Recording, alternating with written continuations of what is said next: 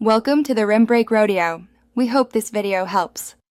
In this video, I will explain how to program your Buick Encore key fob. First, let's get ready. Make sure you have all your key fobs, including any new ones, ready to go. It's also important that your vehicle's battery is fully charged before you begin. This entire process typically takes around 30 minutes to complete, so set aside enough time. Now, let's get your vehicle into programming mode. First, carefully remove the key lock cylinder cap on your driver's door handle.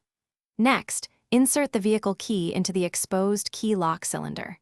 Turn the key to the unlock position 5 times within a quick 10-second window. Your Driver Information Center, or DIC, should then display the message Remote Learn Pending. Please wait. This next part involves a timed waiting period. You'll need to wait for 10 minutes until your DIC displays Press Engine Start button to learn.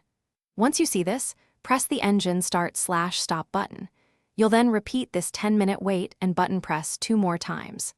After the 3rd cycle, your DIC should finally show ready for remote number 1.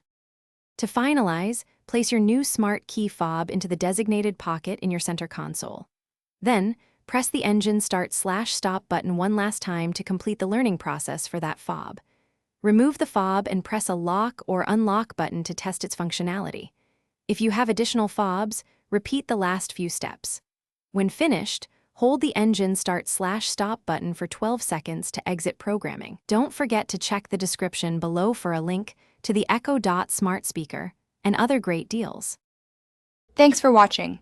Consider subscribing if we helped you.